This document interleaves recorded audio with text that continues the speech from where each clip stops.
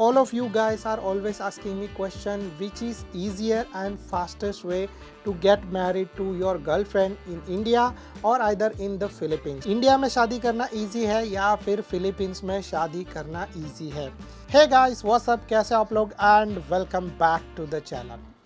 आप लोगों में से बहुत सारे लोगों की फिलिपिनो गर्लफ्रेंड होगी और आप लोगों में से बहुत सारे लोगों का एक क्वेश्चन तो होता ही है कि इंडिया में शादी करना इजी है या फिर फिलीपींस में शादी करना इजी है। तो आज मैं आपके साथ इसके बारे में सारी डिटेल शेयर करने वाला हूँ। But if you are not able to understand Hindi then you can skip to my English part which is in the end of the video. और यहाँ पर अभी हम लोग बात करते हैं कि इंडिया में शादी करना इजी है या फिर फिलीपींस में शादी करना इजी है। तो पहले तो मैं आप लोगों को अपने बारे में बता दूं, तो मेरी आप लोगों की तरह पहले फिलिपिनो गर्लफ्रेंड थी, फिर मैं यहाँ पर फिलीपींस में आया और हम लोगों ने यहाँ पर फिलीपींस में शादी की। तो वो शादी करने के लिए हम लोगों को टाइम लगा था ऑलमोस्ट 2 मंथ्स का, सारे डॉक्यूमेंट्स अरेंज करने के लिए, उसके बाद शादी करने के लिए हम लोगों को इतना टाइम लगा था। और उसमें से ऑलमोस्ट अराउंड 1 महीने के आसपास हम लोग जो है वो मनीला में रुके थे होटल में, क्योंकि सारे डॉक्यूमेंट्स अरेंज करने के बाद हमको इंडियन एम्बेसी में सबमिट करना था। उसके बाद मुझे अपना लीगल कैपेसिटी मिला और उस लीगल कैपेसिटी को लेने के बाद मैं यहाँ पर आया, मेरी वाइफ जहाँ पर रहती है वो सिटी में, और उसके बाद बाकी के सारे डॉक्यूमेंट्स फिर अरेंज किए और उसके बाद हम लोगों ने जो है वो हॉल ऑफ जस्टिस यानी कि कोर्ट में शादी किया। तो टोटल प्रोसीजर को हम लोगों को लगा था 2 महीना 2019 में, और अभी भी ऑलमोस्ट सेम ही प्रोसीजर है और ऑलमोस्ट सेम टाइम ही लगता है। अगर आप लोगों की गर्लफ्रेंड मनीला में नहीं रहती होगी तो आप लोगों को मनीला में ऑलमोस्ट 1 महीना रहने का प्लान करना है, क्योंकि इसके पहले आप लोगों को डॉक्यूमेंट्स मिलने के बहुत ही कम चांसेस है। अगर आप लोग सारे डॉक्यूमेंट्स अरेंज भी कर लो तो आप लोगों को मिनिमम 15 से 20 दिन मनीला में रुकना ही पड़ेगा। अभी हम लोग बात करते हैं यहाँ पर कि इंडिया में अगर आप लोग शादी करोगे तो इंडिया में क्या प्रोसेस है। तो 2019 में इंडिया में जो प्रोसेस था उसके मुकाबले अभी जो प्रोसेस है वो कम्प्लीटली चेंज हो गया है। सो इंडिया में जो पहले प्रोसेस था वो लाइक नॉर्मल था, आप लोग जो है वो कोर्ट में जाओ और शादी करो वैसे। बट अभी जो है वो स्पेशल मैरिज एक्ट के थ्रू आप लोगों का शादी हो सकता है। एंड ये प्रोसेस, इसमें से कुछ जो चीज़ें हैं वो ऑनलाइन है। सो आप लोगों को ऑनलाइन सारी चीज़ें जो है वो या तो रजिस्टर करनी पड़ेगी या तो जो है वो उसको प्रोसेस करना पड़ेगा, और उसके बाद आप लोग आराम से इंडिया में शादी कर सकते हो।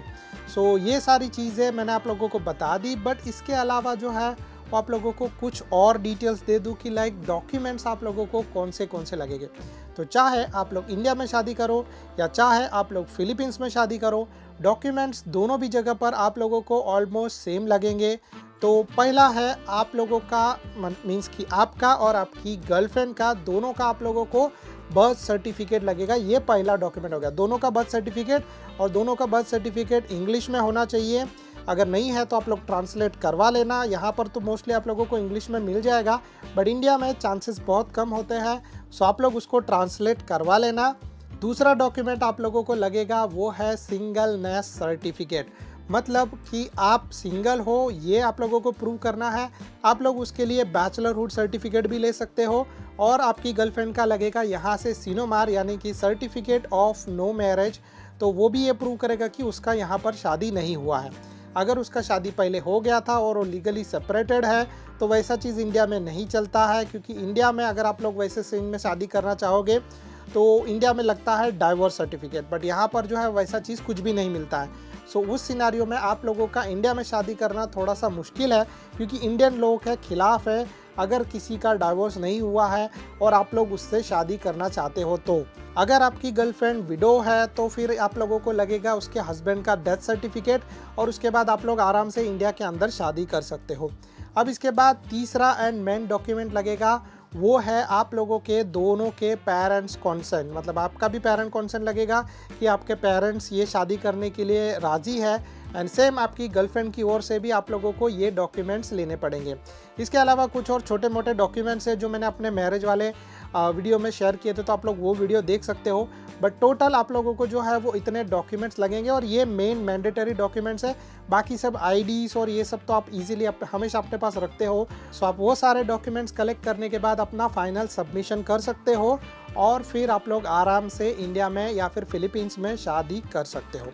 अब आप लोगों को मैं यहाँ पर बता दूँ कि अगर आप इंडिया में शादी करोगे या फिर फिलीपींस में शादी करोगे, सो दोनों में से कौन सी जगह पर शादी करना सस्ता रहेगा।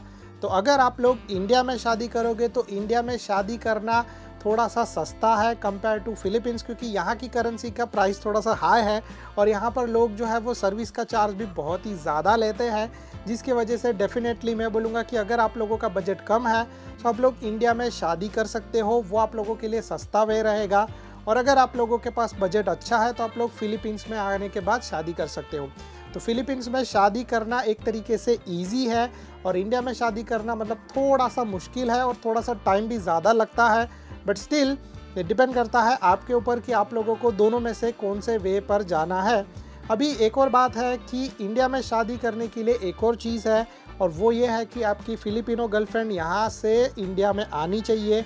और मैं आप लोगों को एक और बात बता दूं कि ये बहुत हद तक या फिर बहुत लोगों के साथ हुआ है कि उनकी गर्लफ्रेंड यहाँ से इंडिया आने के लिए ट्राई करती है बट उनको यहाँ से बाहर जाने ही नहीं दिया जाता है, ऑफलोड कर दिया जाता है, जिसकी वजह से उनका फ़्लाइट का और ये सारा खर्चा जो है वो वेस्ट हो जाता है। बट स्टिल अगर आप लोगों को ट्राई करना है तो आप लोग ट्राई कर सकते हो।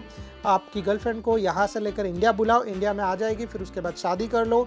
और फिर अगर आप लोगों को इंडिया में रहना है, फिलीपींस में रहना है, ये टोटली चॉइस आप लोगों का है। अगेन एक और बात कि इंडिया में शादी करने के लिए आप लोगों को जो है वो 3 से 6 महीने तक का टाइम भी लग सकता है, डिपेंड लाइक आप लोग कौन से और कहाँ से प्रोसेस कर रहे हो। ज़्यादा करके मुंबई, दिल्ली या फिर ऐसा अगर मेजर सिटी से करोगे तो आप लोगों का प्रोसेस थोड़ा सा फास्ट रहेगा।